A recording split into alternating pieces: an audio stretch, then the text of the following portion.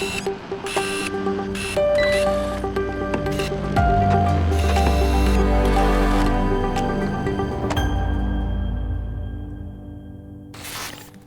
right, well, welcome to another Direct Connect. Today I'm really excited. This is, I think, the second time we've touched a little bit on the kindness games. I know when Chris was on last year, we talked about it post GSX, but today we're joined also by Kathleen Fariss, aka Coach Kat, and Riccie Gargano. So super excited. We got a great group of some of my favorite people in the world here to talk about the kindness games and what does that mean. So I'll jump off and I'll start right with you, Coach Kat. You've been around the longest with the kindness game. So what is it?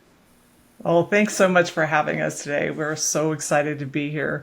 So, the Kindness Games started when everything in the world was kind of off kiltered and there was so much dissension happening. And our founders, Lee and Tim, decided to lean in together. And I say it was a bro fest. They have a different storytelling than I do, but I say it was the two of them really leaning in to support each other in a time that there was just so much going on in the world that we couldn't control outside of our bodies.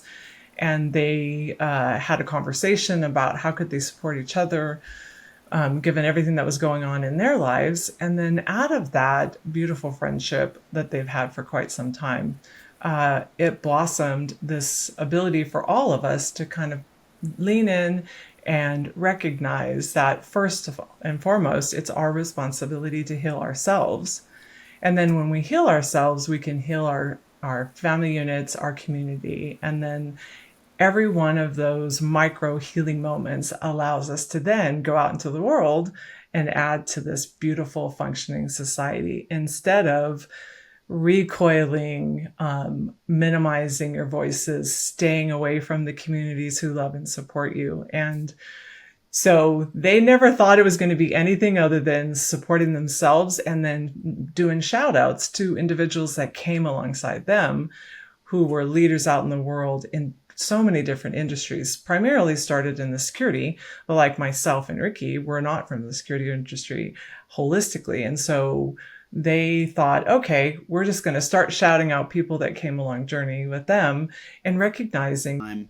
And, I was afraid of how it would come across, this whole kindness thing. We're very serious people in a very serious business. Do I want to coming across as like the kind guy? Turned out, yeah, I did.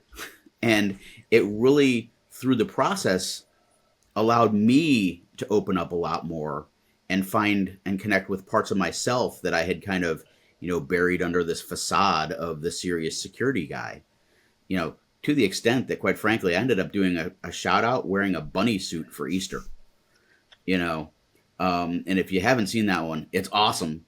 Highly recommend you look it up on LinkedIn. But, it was this process of going through and figuring out who are those people in my life that have really, helped me along my journey, mentored me, shown care for me, etc. And how can I say thank you to them and remind them of the value that they hold in the world, and the value that they had specifically for me. So, that was a lot of it for me and why I finally decided to dive in and go for it. So, Riccie, what are your thoughts? Because you and I met just before you started your journey. That's right. So my story is a little bit different, because when all of this was going on and the world was being turned upside down, I had just made a career pivot from almost a 22-year career in customer facing and retail in multiple facets. So I was new to security and I was trying to figure out this industry. And the one thing that resonated with me from the beginning was that I felt like we needed a heightened sense of client care and employee welfare, especially for our guards that are going out to physical sites to protect them. So much different than a lot of my friends in the security industry and beyond. I was not sheltering at home. I was considered an essential worker, so I was still out in the world every single day. There were a lot of things that I took on, and I think they sat with me unrecognized for the years of that, course of COVID until I was actually introduced to the kindness games. I got to a point where I did not wear client-facing outfits or business casual. I would put on BDUs or slacks and a security polo and put my hat up because I was going into the corridors of downtown Austin and beyond where it really didn't feel safe. It didn't look safe. It didn't look like my home. But I had to be there to support my officers that were sometimes the only human beings that were in that block or in that building, protecting that property for all of these buildings and an entire city that was abandoned. So there was a lot of emotion and experiences that I had during that time that I didn't recognize how they had affected me until I was introduced to Tim and Lee and the kindness games. And that's one of the things that Lee always challenges me to do is to speak out about how my experience was different, that I didn't feel isolated. I felt very vulnerable, but I also during that time was able to tap into an innate feeling that I've always had of wanting to give back and really nurturing my servant heart and letting myself know it was going to be okay, that I was here for my team and that we were all going to get through this, and whatever I had to do was what I was going to do, even if it was a little scary sometimes. Chris and Rick, you kind of talked about how you jumped into it, but Kat, what about you? One of the earliest adopters.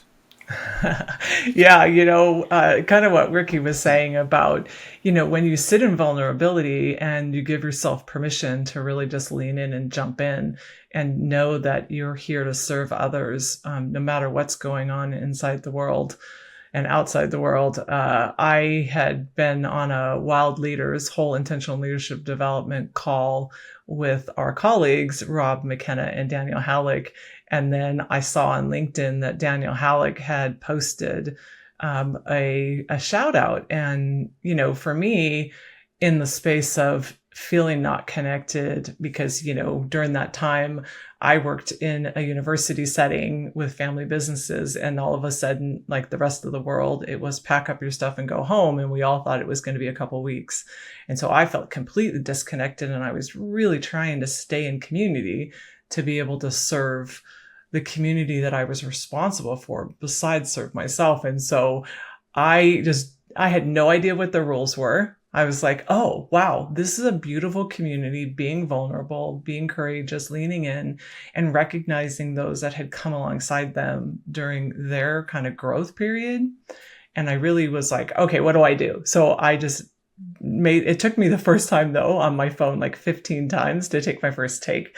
And Tim, when I jumped in with him, he's like, I literally had another job interview in 15 minutes. And Tim says, we're going to record. I said, like right now?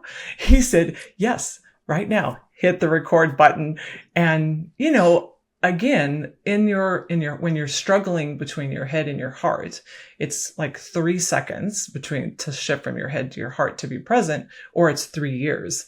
And so I think during that time for me, I adopted and came in because I saw that this was an opportunity for me to care for me as a human.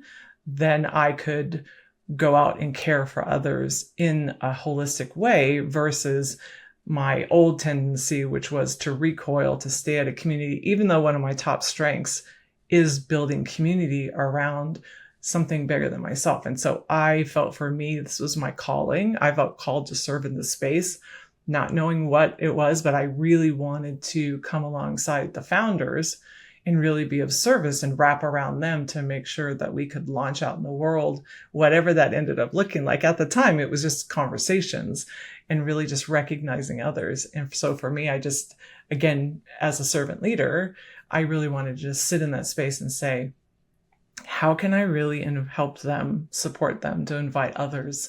And, I have family members in the security industry, and that industry took a huge hit during that time. And, I believe everybody deserves to live a full intentional life and have resources and be in community. And like Chris said, people are going to say things that are maybe not kind. Well, when you learn that if you're kind to yourself, you can be kind to others, no matter what industry you're in, because at the end of the day, humans are humans. And so I felt like this was, again, my calling. Come into this community, not having the same background, it doesn't make a difference. When you care about each other and you're kind, then you can build a bigger community, which is what everyone in this that's been on this journey with us has said.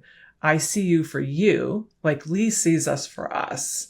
He sees us, and everyone in our community sees us who we are, and then says, okay, Riccie, you need to jump in and be the best version of you. Chris, here's what I see in you. Like they love us, they see us, and they support us, and then they challenge us. Tim, Lee, all of us actually challenge each other. So, we're just like one big happy family from totally different backgrounds that want to continue to be of service, and not only to, serve ourselves, but really to be able to go out into the world and leave each interaction as we've served whoever that human is in that moment. So I know that's a long answer, but as you can tell, all of us came alongside just the idea of just being in this space to really serve others.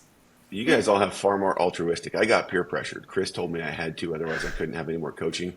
Actually, I think it was more like just do a couple and see how it feels. Get your first 5. It's kind of like the after school drug dealer special. By that third one, I was in.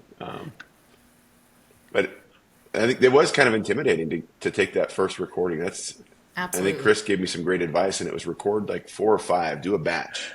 Change shirts. I didn't take that one up on a few of them, but I think that was a huge piece. Yeah, or wear something that makes you uncomfortable, like a bunny suit or a hockey shirt. Or I'm not nearly as cool as Chris or Mike Gibbs. Maybe in double overtime I'll get to that. But Yeah. You're way cooler. Don't worry about it. We No, see no. you. We like, and again, that's so you want to talk a little bit about, you just kind of mentioned a little bit, but, you're the host here, but you're also a participant. Do you want to talk a little bit about your own journey?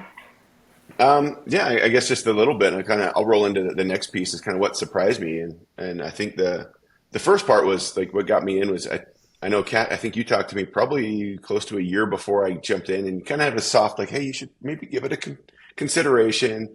I think Tim on a wild conversation, or Lee, or both of them kind of did something similar, just a soft invitation. Chris was a little more direct because we were into the coaching relationship, and said, what's stopping you? It really kind of got me thinking of, okay, what is stopping me? When I started to unpack it, it was really holding on to, I would say, like early teenage self, when being kind is the least cool thing you can do, which I will kind of as a sidebar say that I love like my kids' generation. That's not a thing.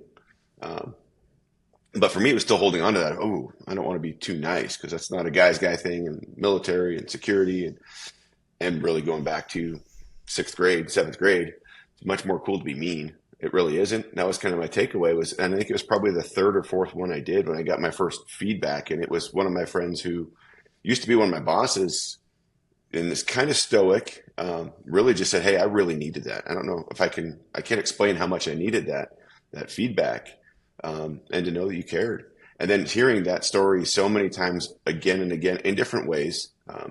One of the things I would say, I kind of got to where I was expecting it, which was the wrong thing. But it was always nice to hear. And then also just realizing that some people aren't going to reach back out. Maybe they didn't see it. Maybe not. Maybe they did, but somebody around them might have. It was really more of just you're putting that kindness out. And I think that's what surprised me was, and there's a great example, I think, within our alumni community last week.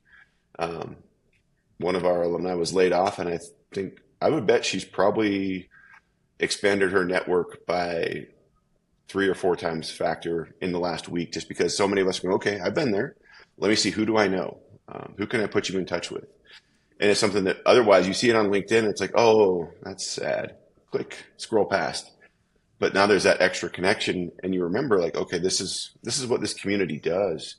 And the community is more than just the alumni. It's the alumni, the friends, I think, Kat, you've said as well, the other people, the allies who come along. I think in a way, it's everyone that's been shouted out is now part of that community, at least a little bit. So I think that was kind of what surprised me, was how that impacted everything else around me. And I can't come in and say, well, we saw an increase of X percent on business development or any of these things, you just know. And we've had this now with a few of in the past, I would have considered competitors. Now I consider them teammates that work for a different company. And it's something that we can do or we don't have the bandwidth. It's like, hey, go talk to my friend over here. And it goes back and forth. And it's a much more positive GSX, ISC West, when you go to these events, the in-betweens. I think I've had more fun at the last 2 security events than the previous 10, even the crazy ones where people were throwing huge parties. I had more fun sitting in a super divey karaoke bar that Mike reserved for us in Las Vegas, or the super divey one he found for us in Dallas last year, with a bunch of friends just being goofy and reclaiming that middle school part of me that was told, don't do that. But kind of what else what surprised any of you all about it, or where have you seen that ripple kind of grow?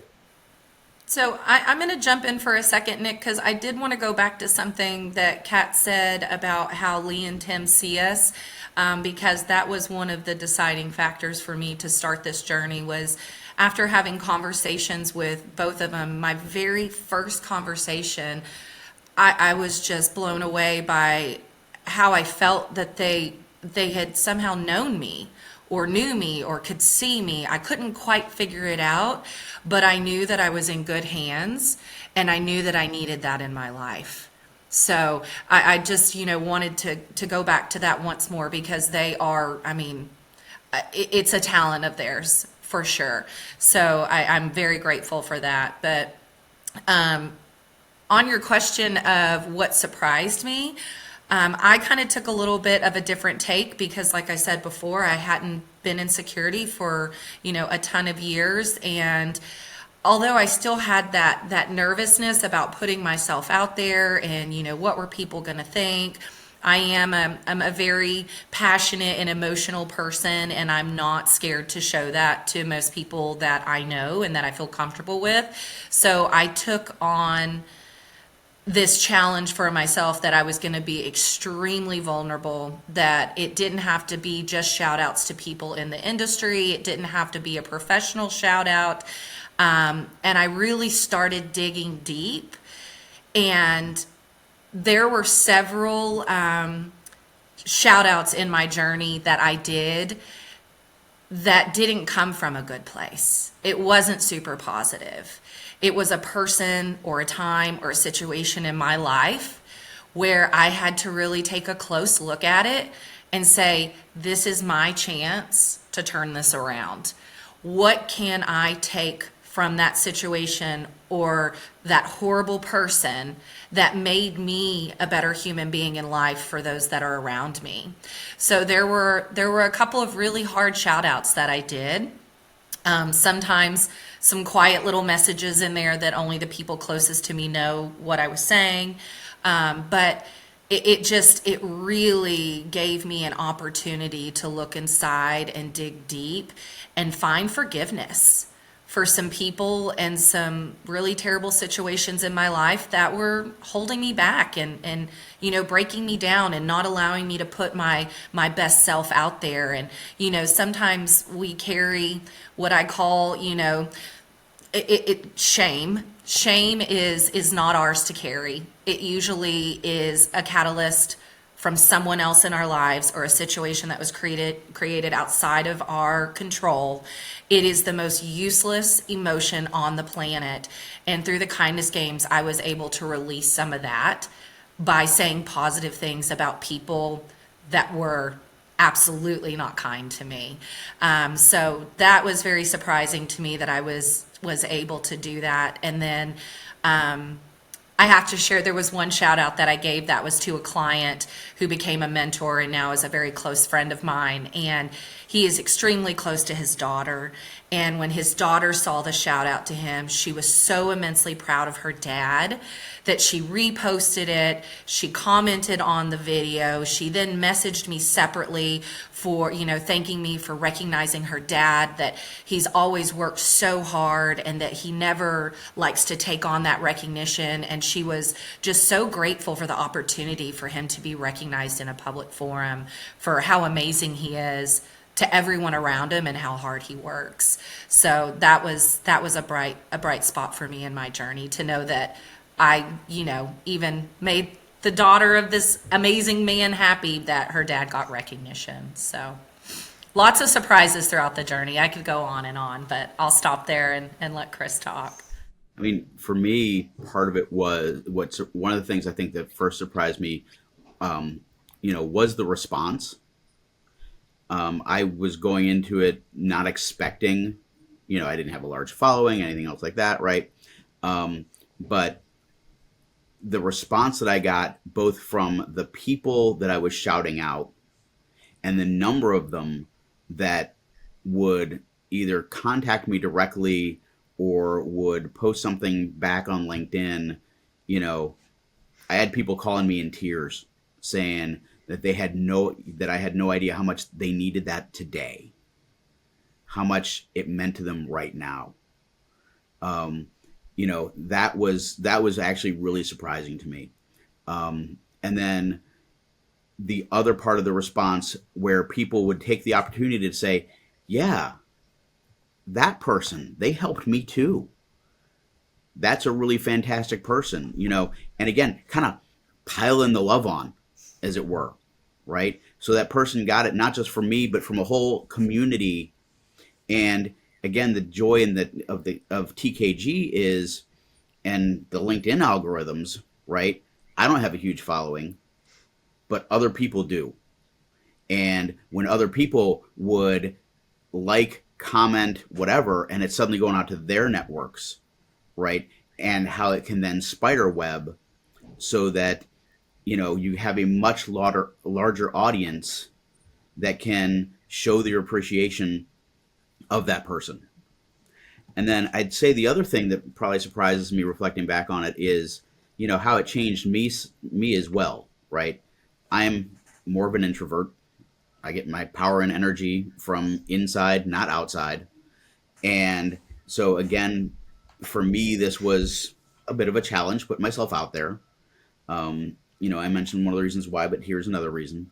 But the other thing that it did for me was, in my own leadership of my team, the ability to have a little more grace, a little more patience, a little bit more looking at them not just as cogs and employees or even team members, but, as people, and what's going on with them, and,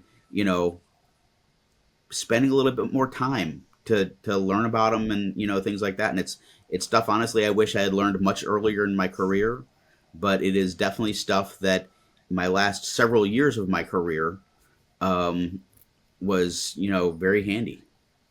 So, I think those are kind of the two big things for me that I was surprised by. The last several years of your first career. We're still editing. Well, We've got a long ways to go. True. So. Yeah. His new chapter. Well, technically, I have retired from the federal government. I am not retired from life, and I am, enjoying this new chapter that I've got going right now. So, Kat, what surprised you on it? Yeah, I don't think we have enough time on this podcast to be able to talk about what surprised me, because there was so much that happened during this time.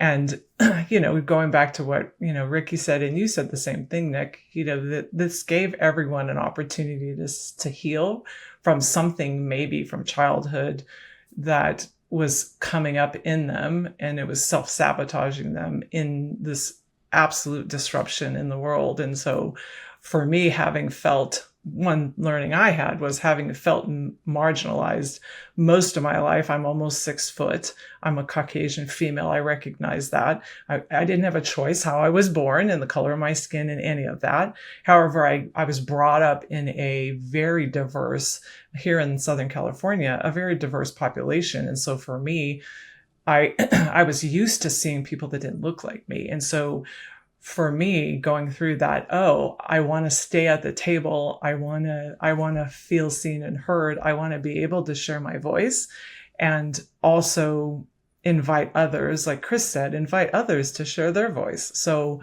I feel like that teenage person you said, Nick, the petulant teenager in me who wasn't seen and heard because I come from a family of military and all kinds of other backgrounds, security too. This gave me the ability to like sit in that vulnerability space and really lean in, like Riccie said, in some opportunities and times where some humans in my life were not kind, and really recognizing that people can be kind. There's a huge difference. We had a talk a couple weeks ago here at my home around the book. There's a huge difference between being kind and being nice. Being kind is something you embody, and it shows in your body and your actions and your mind and your energy.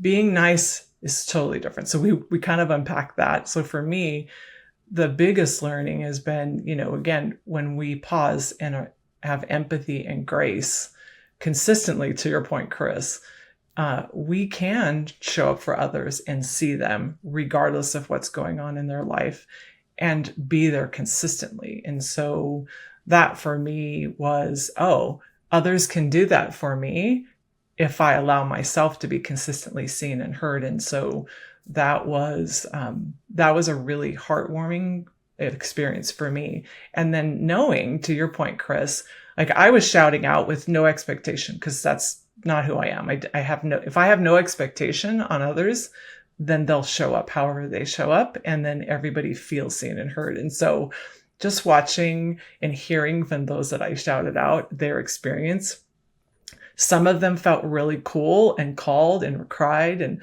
all the things and smiled, and some recoiled because they potentially may have been like me, brought up in an environment that qualitative feedback was not something that they knew how to embody at their heart level. So they were like, wait, I don't even know what to do with this positive thing. But if you tell me on a scale of 1 to 10, I'm a 6, I totally know that means I'm above average. So that was kind of eye-opening. Plus, there's so many people, kind of just wrapping up my comments, that were watching from the bench who reached out individually, not on LinkedIn, not in a public way, and said things like Riccie said, you impacted my life in your journey and being vulnerable in this way. I'm able to own my voice. I got therapy. I'm kinder at work. I open doors now. I'm not mean. I'm not that mean person at work anymore or in my life. And so whether they did it publicly or not, it's, again, every time we choose to be kind, it does have a ripple effect. And if I could just jump in on one other thing that, Kat was mentioning there were a lot of people that never interacted with my posts, never commented on my posts, never liked, nothing like that, but that would come up to me at other things and be like, that kindness game things you're doing, that's really awesome. They couldn't bring themselves to engage in a public forum, but they were out there watching, and it was impacting them and helping them grow, right? So that was another thing that really surprised me, was the number of people that came up and said, wow, that's pretty amazing. I'm watching your videos. I'm watching other, it's got me watching other people's videos now, stuff like that. So yeah, that was a pretty interesting thing for me as well. It takes courage to lead your own life, and it takes courage to lead. So to your point, I got so many of those side conversations, had those with people, and yeah, it's just heartwarming because someone else, going back to what we've all said about Lee and Tim and even Keikashan and Kelsey in the beginning, when they invited us in, they invited us to bring a chair, to walk in, to be in the space. We had to choose to be vulnerable and courageous and empathetic and kind and consistent and stay in this growth period for us, because then there is an impact for those in our community. So I think one of the other pieces that I noticed just kind of in the kindness side of things is the more I posted, the more my social media algorithm gave me more positive, which kind of made me step back and think like, okay, does my brain work the same way? And I think, Riccie, you really sparked something for me, that when you stop looking for reasons to be upset with somebody or things that you can help them get better at, and look at who they are and what they bring that's amazing, it's so much more easy to find that forgiveness when somebody has maybe not been their best self around you, or just realize that that's a them thing. And I think to me, that was something that I think if I would have done it earlier, before I had as much exposure to Dr. McKenna and Dr. Halleck and the entire wild community, I wouldn't have been ready for that. That would have been So there's just a lot of healing, I think, that goes into all of this. I think that's a big piece. Well, and if I could just in say a little one bit, we have two of the authors of the. Oh, go ahead, Riccie. Yeah, jump Oh, in. I was just going to say, I have to accredit the entire community and beyond for my ability to be so vulnerable, because at that time in my life, I was invited in because I had lost a dream job and had to leave a team that I absolutely loved. There was strife in my personal life, and it was an extremely, extremely, I don't know what the right word is. I feel like it's beyond vulnerability. I really, like, Coach Kat said, I was trying to hide away and protect and be unseen and silent because I didn't feel like I could take anything else on. And when I came into the TKG family and started my journey, it was like someone took the biggest, most fuzzy, warm blanket and just wrapped it around me. And I felt so protected and loved and shielded that I knew I could accomplish anything. So, I mean, that's the Kindness Game family to me. And the friendships that have been made and the connections of people that have reached out that are not necessarily in the community, but like you said, supporters, it's endless. So I just wanted to mention that I mean, we talk about how amazing this community is, but it really is empowering and uplifting, and I feel like it almost saved me during that phase in my life. So, uber grateful. Yeah, I love how you said that, Riccie. And I know we're going to talk about the book in a minute, Nick, but going back and forth between Lee and I, speaking of the war. So I say I like millifuzzy coaching and love. So warm and fuzzy, but militant. Be straightforward and then give me a hug. So our constant meme back and forth is, I don't know if you've seen the movie Monsters, Inc., but I'm Boo and he's the monster. And every scene where the monster's hugging Boo, that's what the Kindness Games was. And who Lee is for me. I don't think I'm going to look at either one of you the same after that. So on the book, what was it like, Kat and Chris? I think that's a whole new level of vulnerability, writing a chapter of a book about this, knowing that's going to be published in perpetuity. Yeah, in my heart, I didn't ever think I could write. Again, we've all had different journeys, and of course I can write.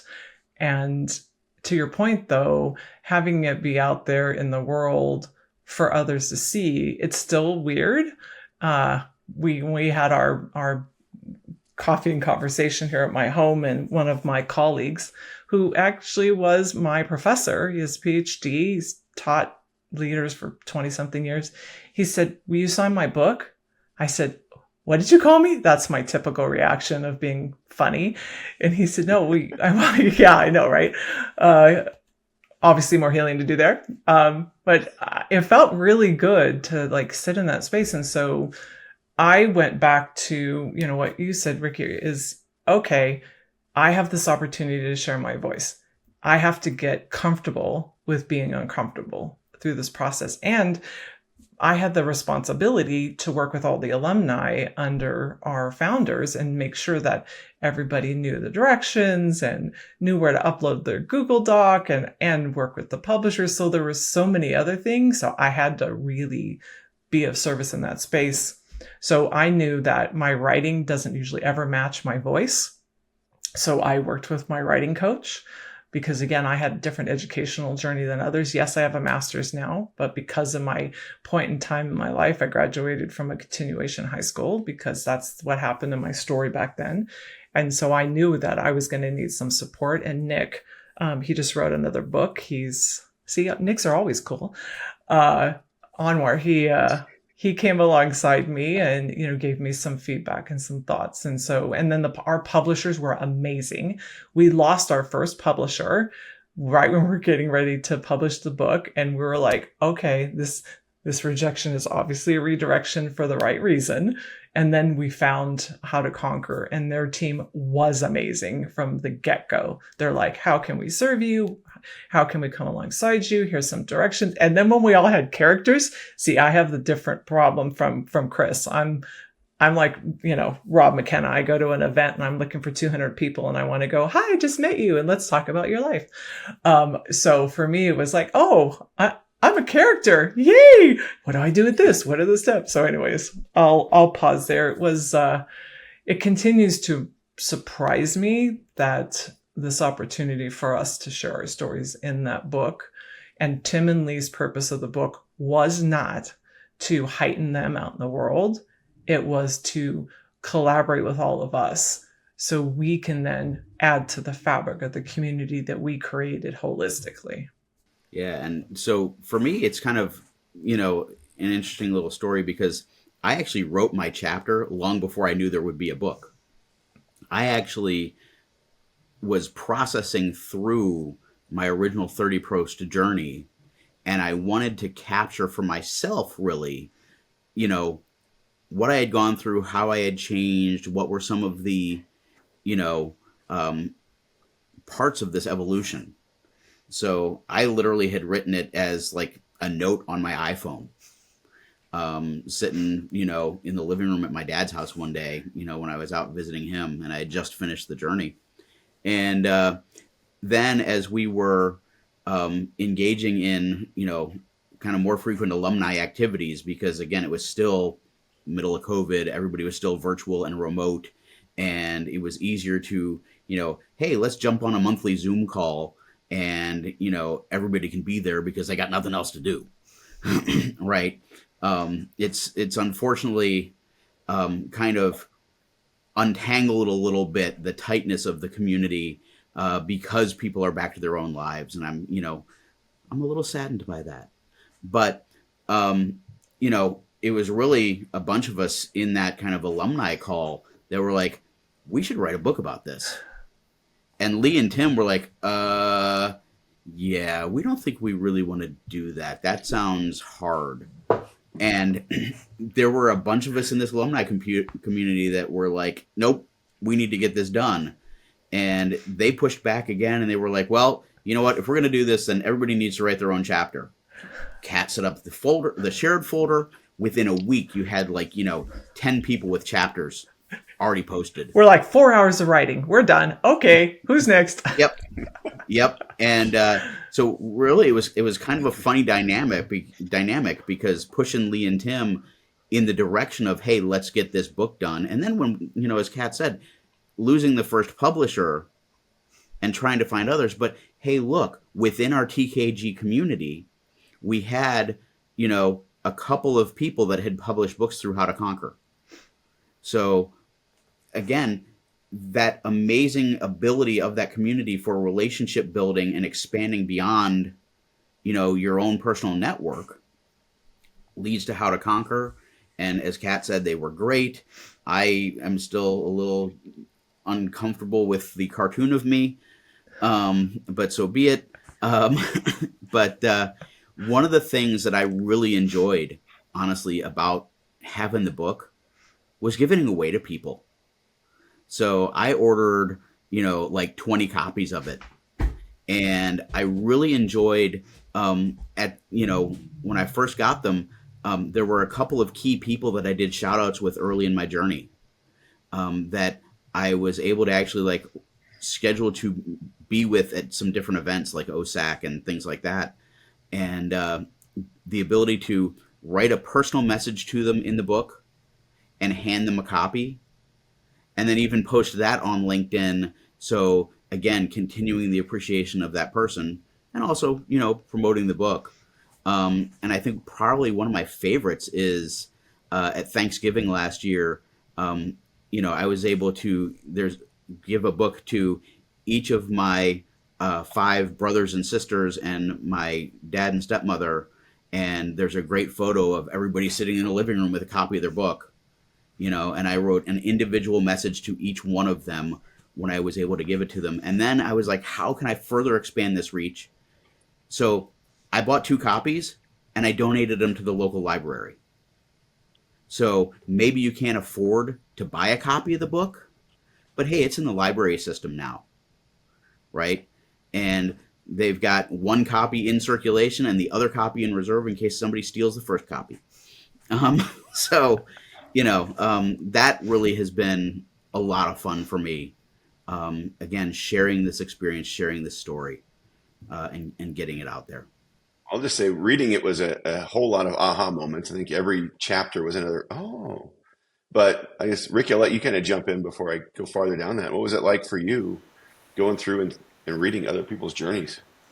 Well, I was very excited when my book finally came. I had my pencil and my highlighter ready because that's who I am. I highlight and then I write in pencil notes, and I would usually put the year, because if there's a book that's inspirational to me, I have a tendency to read it over and over and over again, and I want to know how my thought process or my insights change on reading the same words, because we are constantly evolving. So reading the book, I promised myself I'd start at page 1 and go all the way to the end, because sometimes with books like that where there's different stories, if I've met someone, maybe I want to go read their chapter first. But I, had this conversation with myself that, this book is probably laid out in a certain order for a reason. These stories are going to build on each other, and I need to read the book the way that it was intended to be read. So one of the first things I took away, because I was struggling through my journey and getting my videos done and out there, in a consistent manner, and would be really hard on myself for that, is that it talks about in the book that there really are no rules, that you are doing 30 shout outs in 30 days, but also the biggest point to take away is that during the journey, you are also looking at being kind to yourself and giving forgiveness and giving grace. And so I took that message wholeheartedly and really took my time to read the book and to go along my journey. Some days maybe I just didn't have it in me and I didn't touch it, but other days I couldn't get enough. I do have to say that, Kunle and Margot were 2 of the chapters that really stood out to me. And it's because I have this immense love for people that are able to use their voice in a powerful and strong way, to shed a beacon of light on all of the suffering that happens in this world with human beings around, mental wellness. Life is not easy. We all go through tragedy, hard times, ups and downs, and it can affect us, and it affects us all in different ways. And anytime I come across someone who is an advocate or willing to share their own personal story, I'm just so wowed by it. I find it very courageous. So that really stuck out to me. And when I travel now, especially when I go to conferences like GSX or ISC or IPSB, I have my book with me. And when I'm walking the expo floor, I have my book with me. Because there's a lot of times if I start talking about TKG, I pull the book out.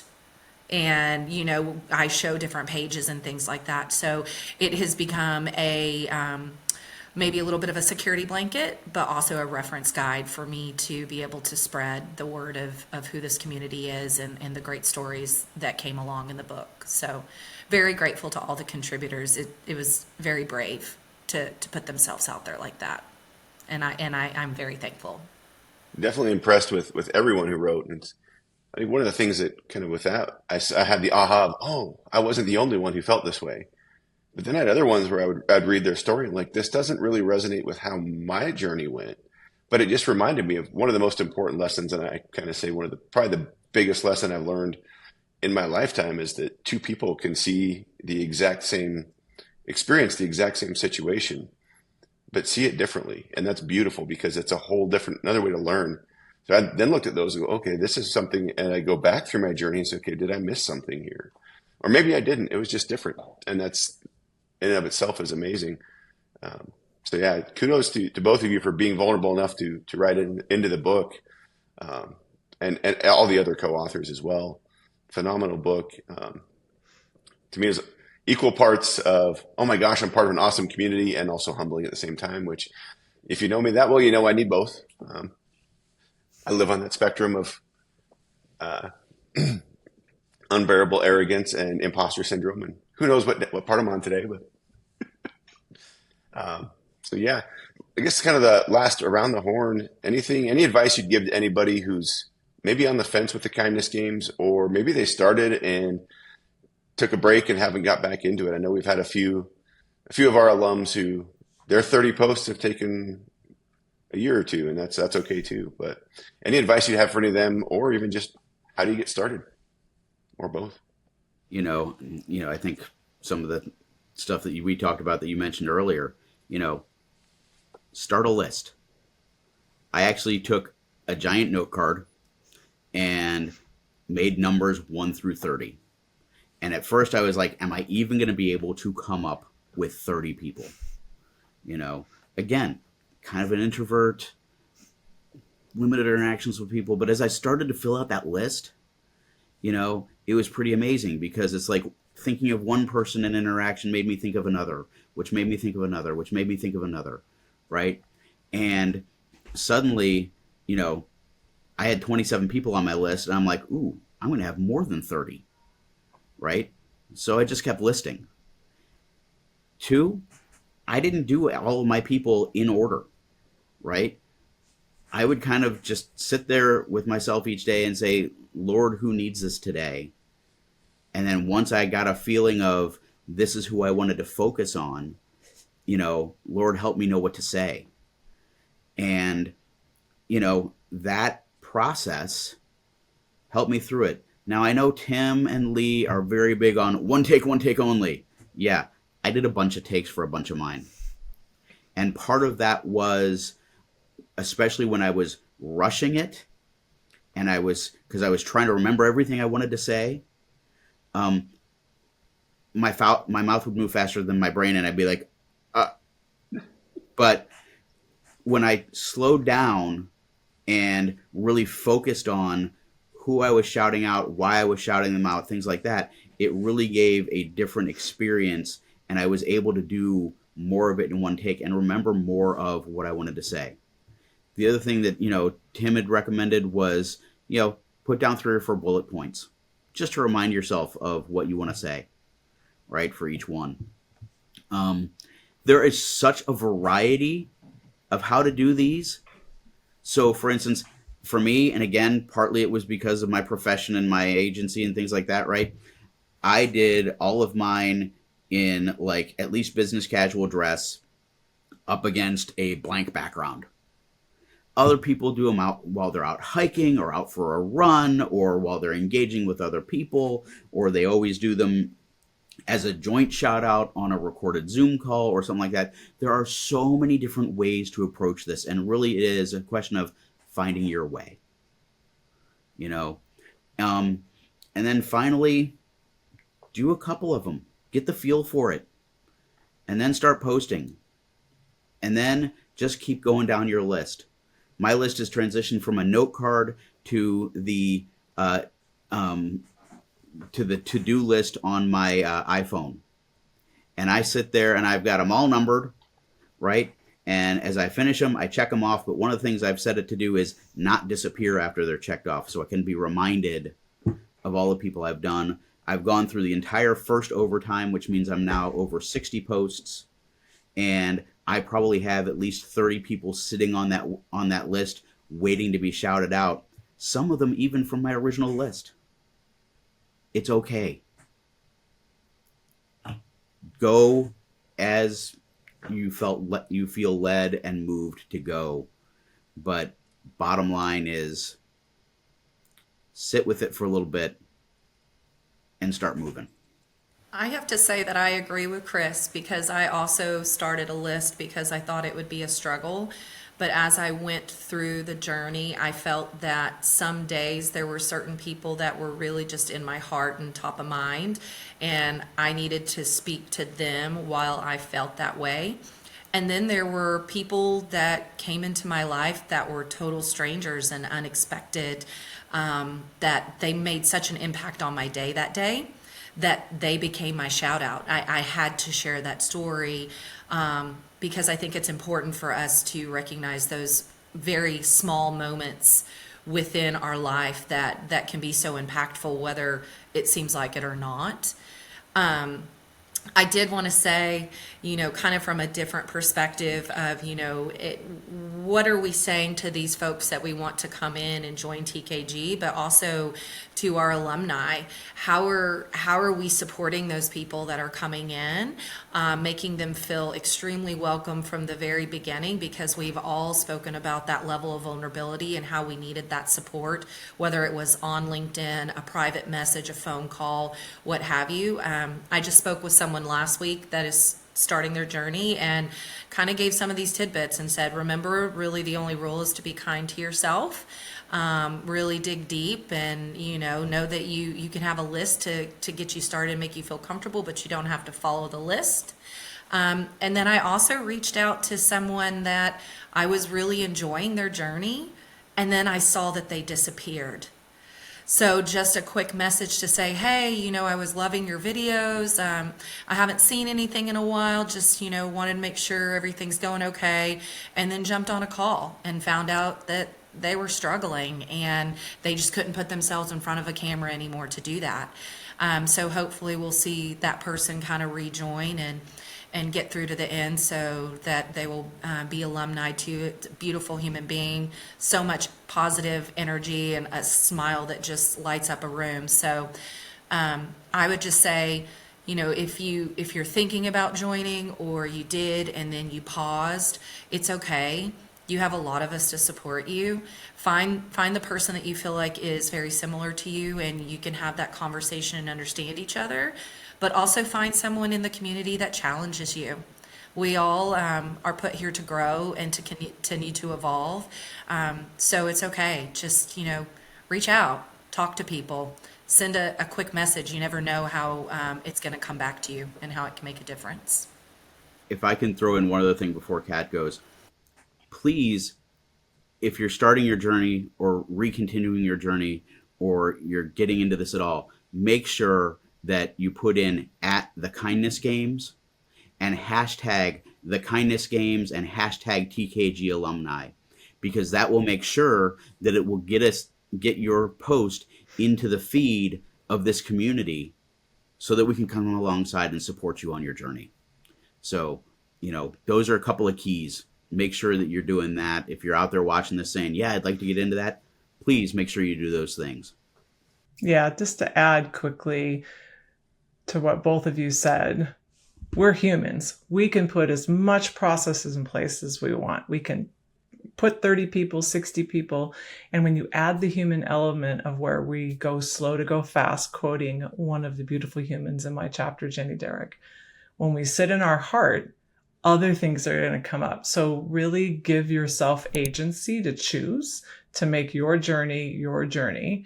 And if you're unsure, unclear, if your heart's saying, I don't know what to do today, we're all here to support you and serve as guides for you. And we can't wait to see you jump in. I'll just say real quick, my original 30 took like 47 days. Okay. I did not do 30 in 30 days. Give yourself the grace to allow for that. My first overtime, my second 30, took me a year. That's okay too. But come back to it every once in a while, reflect on it, do another one, find a rhythm. Find a rhythm that works for you. I think my first 30 took 29 days because I had two that I had to do the same day because they're just joined at the hip. So I couldn't do one and the other. But then my second 30, I'm on 57. So I'm 3 away, and I've been sitting there for a few months, but just going to let it come to me now. So yeah, thanks for joining. Thanks for being courageous and vulnerable one more time. I know I'll do it again. It's all part of that leading with kindness journey. To anybody who's on the fence, I think the biggest advice, I'll just repeat what Chris told me last year. Just jump in and give it a shot. Do the post. It's not the Hunger Games. There is not just one winner. The only person you're really competing against is the person who started it. It's you. So, and I think every one of us who's gone through it would unequivocally say we've come out better for it. So, absolutely. with that, thanks for joining, everyone. Yes. Thanks for having us. Yeah, I really appreciate this opportunity, Nick, and to Archer, thanks for hosting and producing this. Really fantastic opportunity and great time, spending time with this amazing group of people. Yes. Thank you, Chris. Your support drives us forward. Don't forget to subscribe and enable notifications, ensuring you never miss out on valuable insights. When it comes to safeguarding your business, Archer is your trusted partner. Explore our robust solutions at archerint.com. Get in touch with an email or phone call and fortify your company's defenses. We value your input. Share your thoughts, questions, or topics you'd like us to cover, and tune in every other Wednesday for a brand new episode of Direct Connect.